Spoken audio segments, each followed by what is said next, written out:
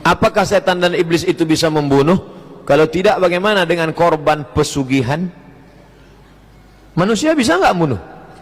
Bisa. Diambil pisau, mati. Sebagaimana manusia bisa membunuh, maka setan, jin, iblis juga bisa membunuh.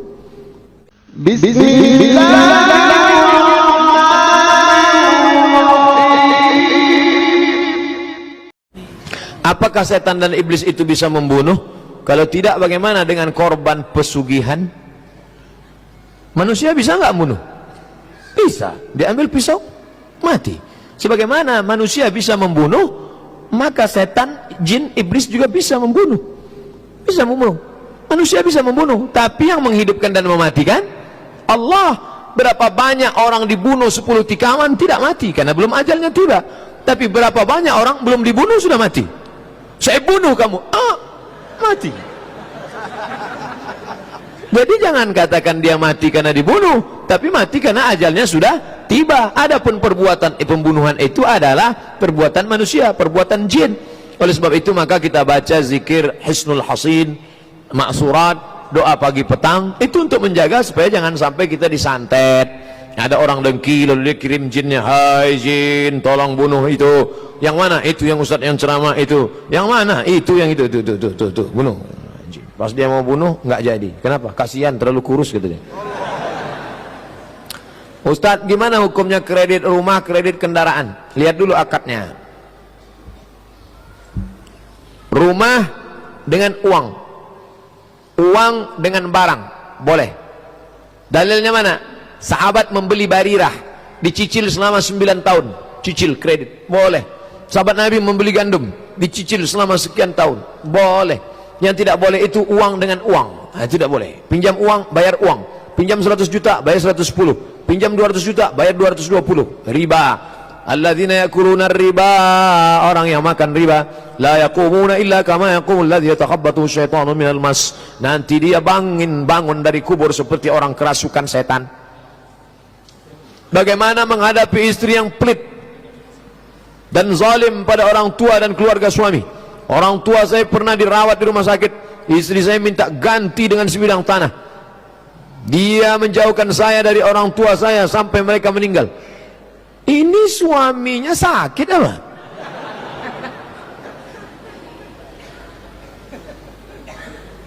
Kelihatannya ini yang jadi kepala rumah tangga suami apa istri?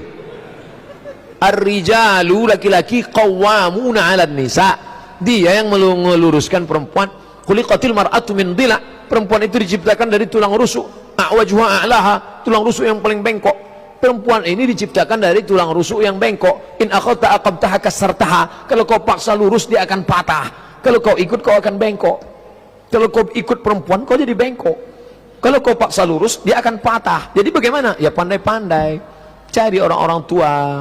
Datang kepada para ustadz. Gimana nih Ustadz Dery Sulaiman? Gimana nih Ustadz Arifin Ilham? Meluruskan istri saya yang bengkok ini. Supaya jangan sampai patah. Ini bengkok sekali nih. Sampai orang tua dilarang dekat. Wah, ini harus punya keberanian yang luar biasa. Gimana mau poligami kalau gini?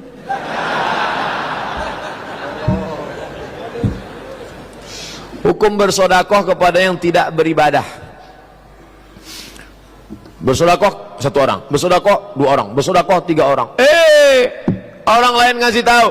Ente tahu nggak tadi sodakoh sama siapa? Siapa? Itu orang kaya. Ente tahu tadi sodakoh sama siapa? Itu pelaku dosa. Ente sodakoh sama siapa? Itu WTS. Jadi gimana ini? Ternyata bersodakoh kepada orang kaya, mudah-mudahan orang kaya itu terbuka pintu hatinya. Bersodakoh kepada WTS, mudah-mudahan dia berhenti bertobat. Bersodakoh kepada pelaku maksiat, mudah-mudahan dia sadar akan maksiatnya. Bersodakoh kepada orang yang bakil, mudah-mudahan. Jadi tidak ada sodakoh yang sia-sia. Tapi kalau nggak tahu, kalau sudah tahu, maka kita bersodakoh skala prioritas. Ahwajun nas, siapa manusia yang paling membutuhkan, memerlukan sodakoh, kepada dialah kita bersodakoh. Ini ada orang susah, tapi susahnya masih kelas ekonomi. Ternyata orang susah ini pakai kelas juga. Ada susah kelas ekonomi, susah kelas VIP, susah kelas VVIP. Ini VVIP ini udah 3 hari nggak makan. Kita berikan kepada yang paling membutuhkan. Mohon pencerahan Ustaz, arti standar ulama menurut Al-Quran dan hadis. Wah, ini pertanyaannya salah. Nanya ke saya aja nggak memenuhi standar 200.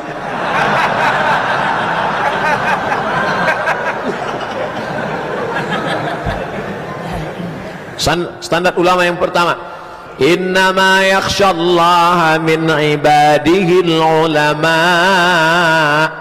Takut kepada Allah. Ulama itu mesti takut kepada Allah, bukan takut kepada penguasa, bukan takut kepada harta, bukan takut kepada rakyat jelata, bukan takut kepada manusia. Innama yakhshallah, takut kepada Allah min ibadihil ulama. Dua, al ulama warasatul anbiya, mewarisi sifat para nabi. Bagaimana nabi? Mengajak bukan mengejek, merangkul bukan memukul, mengayomi melindungi, bukan meracuni dan merusak. Maka ikuti dia. Yang ketiga, berilmu. Jadi kalau ada orang mengajak, ayolah kita sholat, ayolah kita puasa, ini da'i, mengajak ke jalan Allah. Ud'u ila sabili rabbik, ajak orang ke jalan Allah.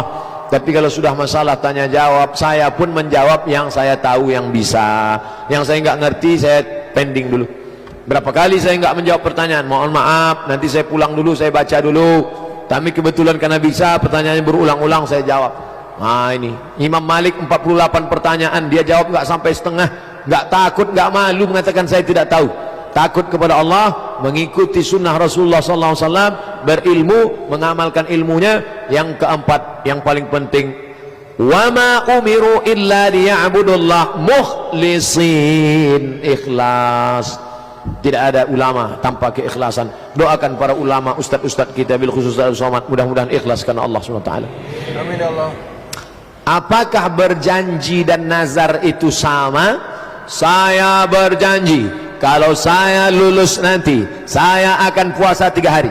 Saya bernazar kalau saya lulus nanti saya akan puasa 3 hari. Sama apa enggak sama? Nazar, inni nazartu lirrahmani sauma, aku bernazar kepada Allah ingin berpuasa. Walan ukallima al-yawma insiya, aku tidak akan bicara kepada manusia. Nazarnya Maryam. Oleh sebab itu maka ungkapannya katanya janji, tapi sebenarnya maknanya adalah nazar. Al-wa'du dain, janji adalah hutang. Hutang wajib ditunaikan. Fadainullahi ahaqqu an yuqda, hutang kepada Allah lebih layak untuk ditunaikan.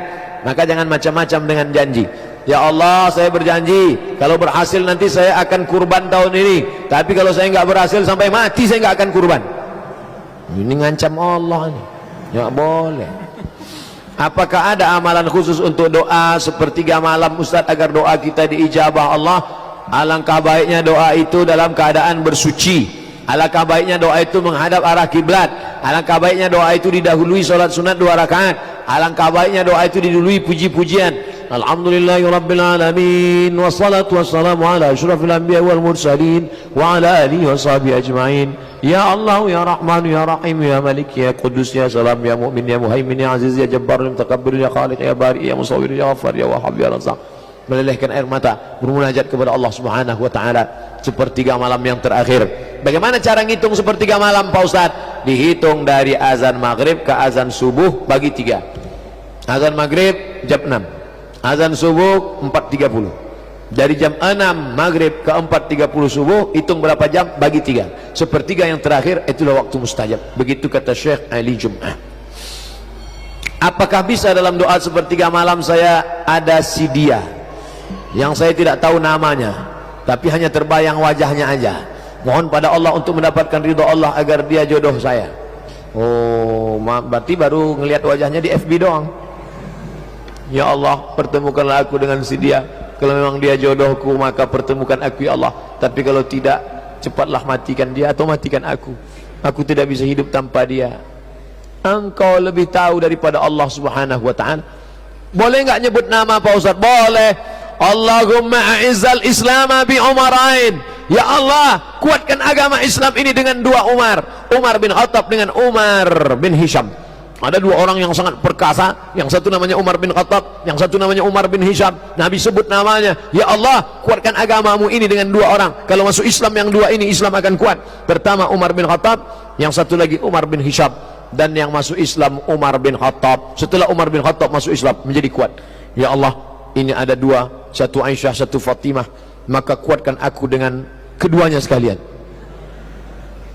Istikharah, minta kepada Allah Subhanahu wa taala. Semoga Tuan Guru selalu dalam perlindungan dan pertolongan Allah. Amin. Apakah hukum menjawab salam orang di luar agama Islam? La tabda'ul yahuda wan nasara bis salam. Jangan mulai mengucapkan salam kepada Yahudi dan Nasrani. Kalau jumpa Yahudi dan Nasrani, jangan katakan assalamualaikum. Lalu gimana? Selamat pagi, selamat sore, good morning, good afternoon, welcome. Sejak makan roti ini lancar bahasa Inggris. La tabda'ul yahuda wan nasara bis salam. Makanya kalau kita ceramah di tempat umum, assalamualaikum warahmatullahi wabarakatuh, salam sejahtera buat kita semua. Lalu kemudian kalau dia yang ngucapin salam gimana Pak Ustaz? Idza sallama alaikum ahlul kitab, kalau ada ahlul kitab mengucapkan salam kepada kamu, faqulu wa alaikum, maka jawabannya wa alaikum. Wa alaikum artinya kamu juga, you too. Assalamualaikum bro, waalaikum, kamu juga. Gitu jawabannya. Bagaimana cara mendapatkan Lailatul Qadar? Seperti apakah ciri? Bagaimana mendapatkan Lailatul Qadar? Taharru Lailatul Qadri fil ashril awakhir min Ramadan. Carilah Lailatul Qadar 10 hari terakhir Ramadan. Nanti malam sudah malam yang ke-23. Malam Jumat, malam Sabtu, malam Ahad, malam Senin, malam Selasa, malam Rabu, malam Kamis, tinggal 7 malam lagi. Malam Jumat sudah tidak lagi. Malam Jumat Allahu Akbar, Allahu Akbar, Allahu Akbar. 7 malam lagi, jangan sampai kosong. Datang ke masjid, iktikaf. Isi dengan apa? Pertama, isi dengan qiyam, salat sunat, salat sunat, salat sunat, salat sunat. Isi dengan baca Quran, baca Quran, baca Quran. Isi dengan zikir, isi dengan mendengarkan tausiah tazkirah, mau'izah hasanah. Isi dengan muhasabah, merenung sejenak. Aku dari mana? Mau ke mana? Mati bawa apa? Umur selama ini panjang tapi tidak dipakai untuk mengingat Allah. Rezeki selama ini banyak tapi tidak dipakai dengan infak sedekah. Merenung sejenak. Ini banyak juga yang sampai ke masjid.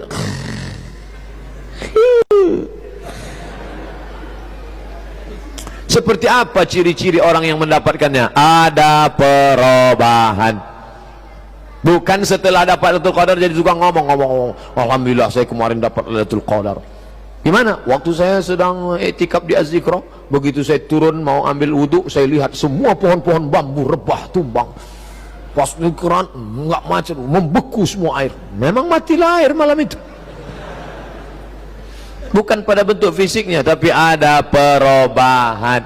Alhamdulillah Ustaz, tahun lalu ibu itu enggak pakai jilbab, tapi tahun ini setelah dia iktikaf enggak lepas. Mungkin dapat itu kan. Itu bapak itu Pak Ustaz orangnya pelit. Tapi sekarang setelah Lailatul Qadar, oh setiap lewat kota nyumbang. Berapa? 2.000. Apa saja amalan untuk malam Lailatul Qadar?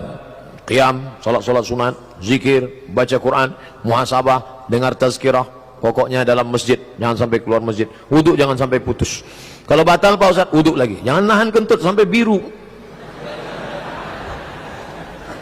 Pak Ustaz, apa bisa kita semua ini disebut salaf? Mengingat kita mengikuti Imam Syafi'i yang meninggal tahun 204 termasuk salafus salih. Kita bukan salaf, kita pengikut salaf. Khairul qurun qarni, sebaik-baik abad-abadku. Tsummal ladzina yalunahum, satu abad sudah itu. Tsummal ladzina yalunahum, satu abad sudah itu. 3 abad pertama disebut dengan salaf.